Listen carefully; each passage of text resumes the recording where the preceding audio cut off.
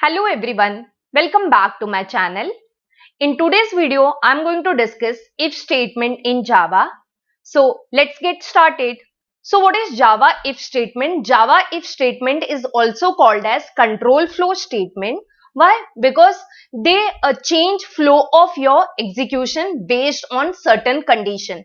So if you want to execute set of statements based on particular condition, then you can go for control flow statement or if conditions.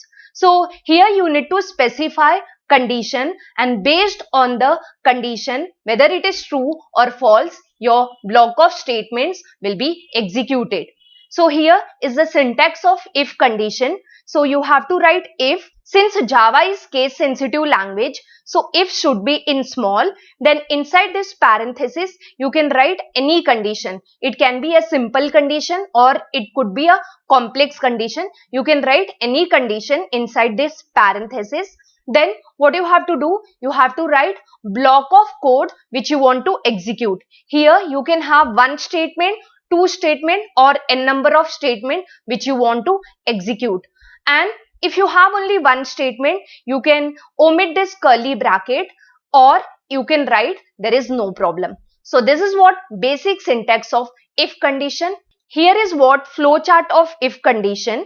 So if the condition is match, then whatever is the statement for if condition, that will get executed. And after that, statement which are there after if statement, that code will get executed and your program gets solved. Now, suppose your condition is not satisfied, then it is giving you what? False. So, no statement will be executed inside if. What will happen? Whatever the statement is written after if condition, that will get executed and then your program gets exit. So now what I'll do, I'll give one example using IntelliJ IDEA IDE. So let me start IntelliJ IDEA. Okay, so I have created one project in IntelliJ and now I'm going to demonstrate how if condition works in Java. So what program I'm going to write over here? I'm going to check whether the number is positive or not. Okay, so I'm going to do what? I'm going to check for this whether the entered number is positive or not. So for this, I need one number. So I'm going to declare one variable of type integer, int n. And then what I'm going to do, I'm going to ask value from user. So for that, quickly I'm creating object of scanner. Okay, so I have created object of scanner for accepting input from user. Now what I'm going to do, I'm going to ask user that enter any number. Okay, so whatever number user is entering, I'm going to read that number by using what? Method of SC, that is next int. Okay, so my number will be stored in n variable. Syntax of if is what? If, condition, and then statement. Okay, so now what I'm going to do, I'm going to write if condition. So inside parenthesis, I'm going to give condition. The condition for checking whether the number is positive is what? It should be greater than 0. So if it is greater than 0, that means the entered number is positive. So for that, what I'm going to do, I'm going to print n is positive. So n then is positive. This is what the message I'm going to print to my user. Okay, so done this program. Now let me run. Okay, so now you can see it is asking me enter any number. So let me enter number. So I have entered 3. It is showing me 3 is positive. So how it works, whatever value user has entered, that is going to be stored in variable n. So inside n, we get what? Value 3. Then it comes over here and it checks whether 3 greater than 0. Yes, of course 3 is greater than 0.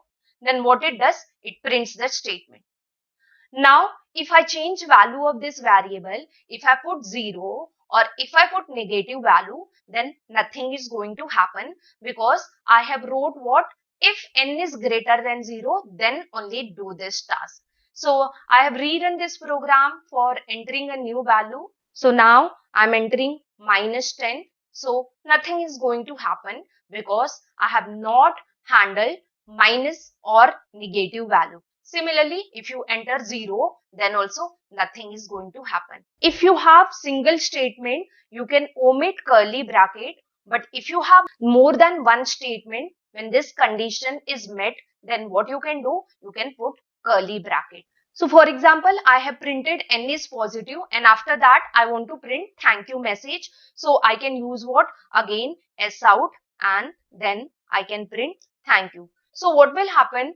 So when the condition is met or the condition is matched, it is going to execute these two statements for this particular condition. Since I have put what? Curly bracket. If you have one statement to be executed after the condition match, if you want to execute only one statement, if the condition is satisfied, then you can omit curly bracket. Otherwise, you can put also. It is not going to give you any error.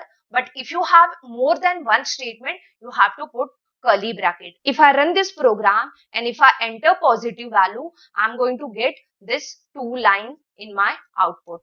So now I'm entering 67. So what it is doing? It is printing 67 is positive, as well as it is printing thank you message, because the condition has been satisfied.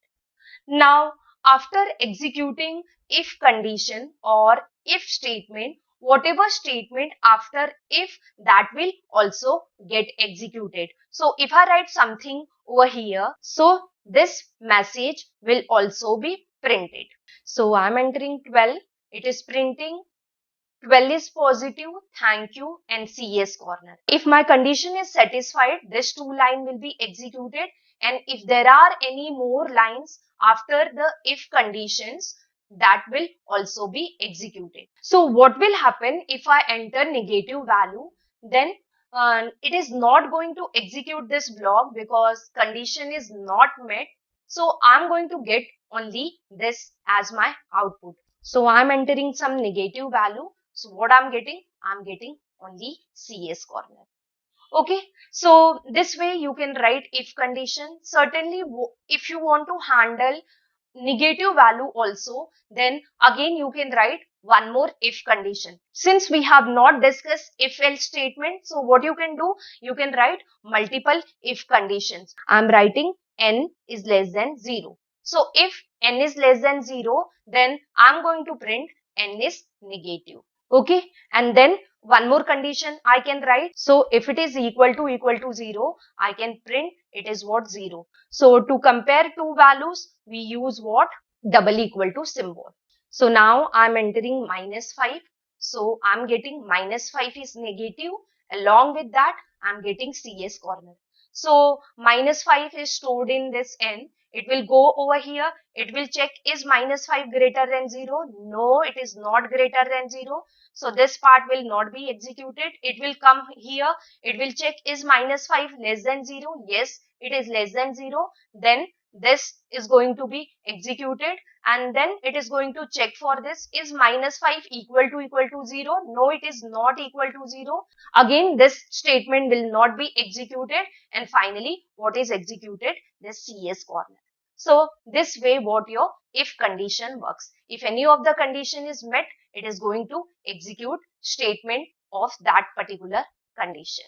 So you can use if condition for writing simple or complex conditions. So here these are what my simple conditions. So if you want to write complex expressions or complex condition, you can write that also in this parenthesis. So this way you can write complex condition also in your if statement. Okay, so what will happen if I run this program?